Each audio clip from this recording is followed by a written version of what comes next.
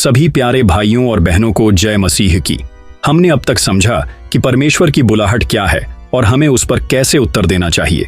लेकिन जब कोई व्यक्ति परमेश्वर की बुलाहट को पहचान कर उस पर चलने लगता है तो जीवन अचानक एक आसान रास्ता नहीं बन जाता, बल्कि तब शुरू होती है असली परीक्षा। आज हम बात करेंगे उन रुकावटों की जो अक्सर हमें परमेश्वर की बुलाहट पर चलने से रोकती हैं, और साथ ही जानेंगे कि बाइबल हमें उनसे पार जाने का रास्ता कैसे दिखाती है। सबसे पहली रुकावट, क्या मैं योग्य हूं? मसीही बुलाहट पर चलने वाले ज्यादातर लोग इस डर से जूझते हैं, मुझसे तो पाप हुए हैं, मैं कुछ खास नहीं हूं, मुझे बाइबल पूरी नहीं आती, लोग क्या कहेंगे। लेकिन परमेश्वर ने कभी योग्यता नहीं मांगी, उसने सिर्फ आज्ञाकारिता मांगी। 2 कुरिन्थियों 3:5 कहता है, हम अपने आप से ऐसे योग्य नहीं कि कोई बात सोच सकें, परंतु हमारी योग्यता परमेश्वर की ओर से है। यीशु ने मछुआरों को चुना, दरबारियों को नहीं। उसने गलील के लोगों को चुना, यरूशलेम के पंडितों को नहीं। क्यों? क्योंकि जिन्हें दुनिया अयोग्य समझती है उन्हें परमेश्वर अपने उद्देश्य के लिए योग्य बनाता है। दूसरी बड़ी रुकावट, पिछला जीवन। मैंने बहुत गलतियां की हैं, मैं योग्य नहीं क्योंकि मैं एक पापी हूं। परमेश्वर का बुलावा पापियों को ही है ताकि वो उद्धार पाएं और उसके उद्देश्य में लग जाए। 1 तीमुथियुस 1:15 में पौलुस कहता है, यीशु मसीह पापियों को उद्धार देने के लिए जगत में आया, जिनमें मैं सबसे बड़ा हूं। सोचिए, पौलुस जो पहले मसीहियों का हत्यारा था, वही बाद में प्रभु का महान सेवक बन गया। आपका अतीत परमेश्वर के भविष्य की योजना को नहीं रोक सकता, जब तक आप खुद उसे ना रोकें।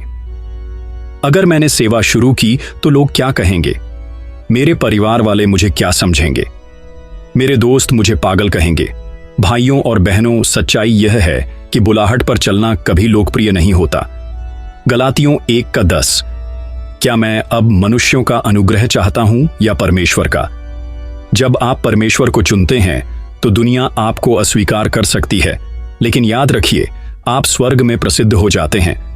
लोगों की नजरों से नहीं, परमेश्वर की नजरों से जीवन जीना ही बुलाहट का मार्ग है।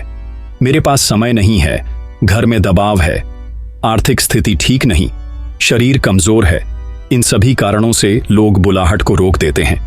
लेकिन परमेश्वर ने बुलाने से पहले ही सारी परिस्थिति देख ली होती है। वह बुलाकर बीच में नहीं छोड़ता। फिलिप्पियों 1:6, जिसने तुम में अच्छा काम आरंभ किया है वह उसे यीशु मसीह के दिन तक पूरा करेगा। जब आप अपने हालात नहीं बल्कि अपने परमेश्वर पर ध्यान देते हैं, तब आपकी रुकावटें अवसर बन जाती हैं। शैतान फुसफुसाता है, तेरे जैसे पापी को परमेश्वर क्यों बुलाएगा? तू सेवा में असफल हो जाएगा। देख, कितने योग्य लोग हैं, तू कुछ नहीं है। पर शैतान झूठा है।